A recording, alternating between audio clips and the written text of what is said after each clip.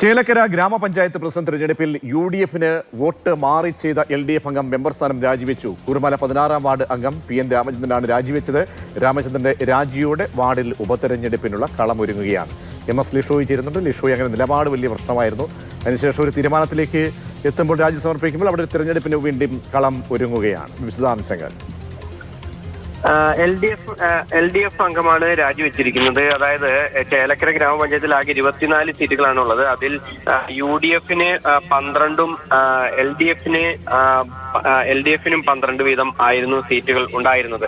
അതിൽ ഈ LDF-ന്റെ അംഗമായിരുന്നു ചേലക്കര ഗ്രാമപഞ്ചായത്തിലെ 12-ാം വാർഡിലുള്ള PN രാമചന്ദ്രൻ എന്ന് പറയുന്ന അംഗം UDF-ന് വോട്ട് ചെയ്തിരുന്നു. ഇത് വോട്ട് മാറി ചെയ്തതായിരുന്നു എന്നുള്ളതാണ് ഈ അംഗത്തിന്റെ ഒരു വാദമുണ്ടായിരുന്നത്.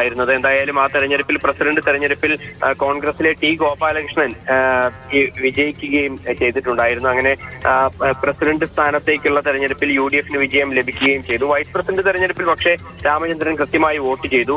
ഇതേ വോട്ടെടുപ്പിൽ പക്ഷേ നറുക്കെടുപ്പിലൂടെ മുസ്ലിം ലീഗിന്റെ ഫൗസിയ ഷഫീഖാണ് തെരഞ്ഞെടുക്കപ്പെട്ടത്. എന്തായാലും ഇതോടുകൂടി ഈ പാർട്ടി തലത്തിൽ നടപടി ഉണ്ടായി. പാർട്ടി ഇദ്ദേഹത്തെ സസ്പെൻഡ് ചെയ്യുകയും ചെയ്തിട്ടുണ്ടായിരുന്നു. അതോടെ സ്റ്റാൻഡിംഗ് കമ്മിറ്റി തെരഞ്ഞെടുപ്പിൽ നിന്ന് വിട്ടുനിൽക്കുകയും ചെയ്തു. ഒടുവിൽ ഇപ്പോൾ രാമചന്ദ്രൻ രാജിവെച്ചിരിക്കുകയാണ്. രാജിയോടുകൂടി ഈ വാർഡിൽ ഉപതെരഞ്ഞെടുപ്പിനെ കളമൊരുക്കിയിരിക്കുകയാണ്. ശരി, MS ലിഷോയാണ് വിവരങ്ങൾ നൽകിയത്.